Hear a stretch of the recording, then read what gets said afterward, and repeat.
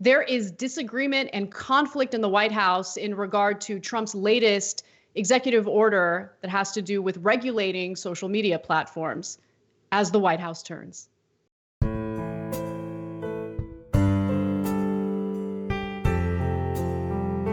Made some very big mistakes. I asked for his resignation. I'm disappointed in the Attorney General.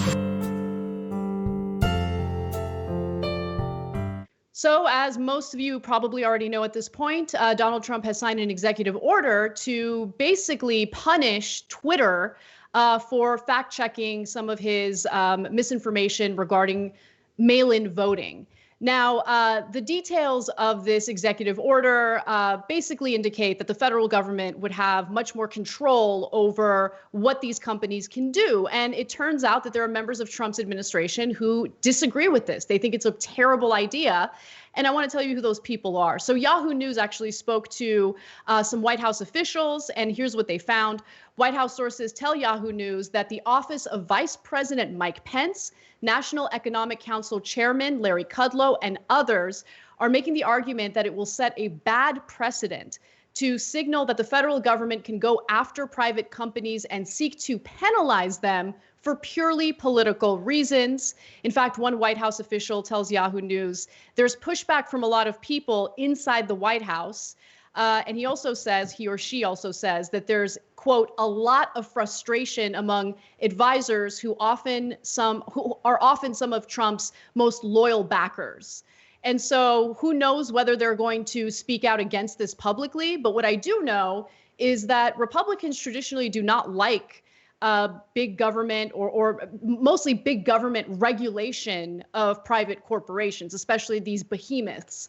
So we'll see how this plays out. And we'll also see whether or not Donald Trump's executive order has any teeth to begin with.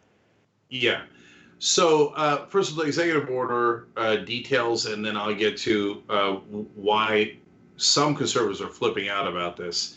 One part of it is the federal government will not give any advertising to any platform that discriminates based on content. Now, the reality is, of course, these folks don't discriminate based on content. Twitter is now begrudgingly, very late in the game, has said one thing that Trump has tweeted is not accurate.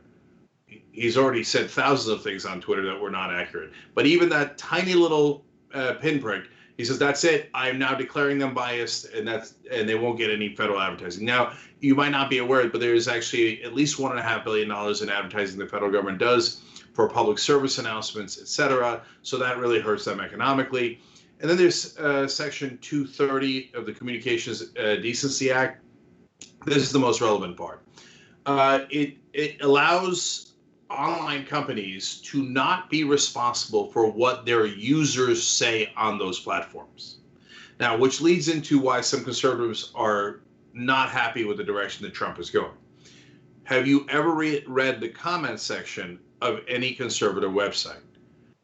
On day one, if this new rule was in effect, they would all be dragged into court and probably held liable for the insane things that right-wingers say on right-wing websites. But by the way, right-wingers go onto left-wing websites, go onto neutral websites, go onto social media and say insane things and threaten people's lives and say things that are libelous, and the list goes on and on. So basically, if you take away Section 230, almost every company online that takes comments or any kind of user interaction would immediately be shut down. So Breitbart gone instantly, Daily Caller, Daily Wire, you name it, they'd all be wiped off the map. So it's obviously a disastrous idea. Trump, as usual, doesn't ask anyone, doesn't do his homework. He's like, oh, they offended me. Oh my God, they hurt my feelings. That's it, I'm going to ban them, right? And he goes and does this. He already signed it. And then Pence and Mnuchin and all these guys are like, what are you doing? What are you doing? Don't do that, right? So that's point one. But point two is what Anna was alluding to. Republicans are not an ideological party. They're a vehicle for multinational corporations.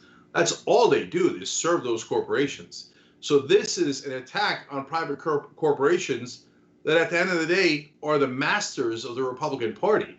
So that's why the Mnuchins of the world are like, Mr. President, these are our bosses. What are you doing?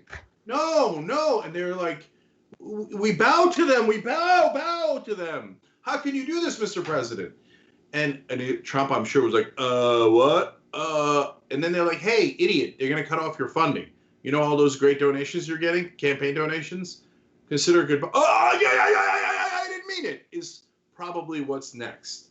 So my guess is Trump will walk this back, not because he's not willing to violate the Constitution, obviously a violation of the Constitution, to threaten private people or companies, especially media companies, with them being shut down because they criticize the president. In this case, not even a criticism. All it is saying 2 + 2 does not equal 5, it equals 4.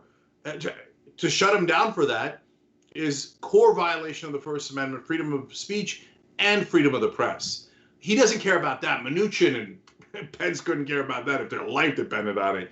But they do care about the campaign donations and shutting down right-wing websites. That's why Trump will probably at some point walk this back.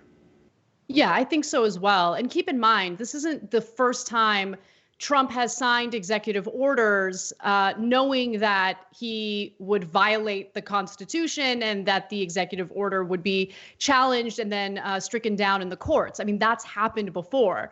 But also understand that he does this as a rallying cry. This is the way he excites his base.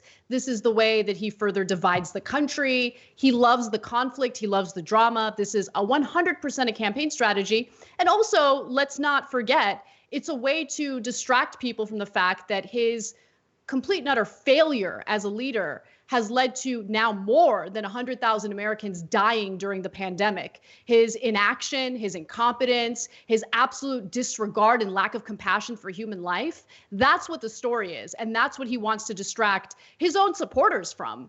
But my guess is many of his supporters have lost their own family members due to Trump's incompetence and his lack of compassion for human life. So that's something to keep in mind as this type of story gets a ton of attention and sucks up most of the news cycle. Trump is a failure. Don't forget about it.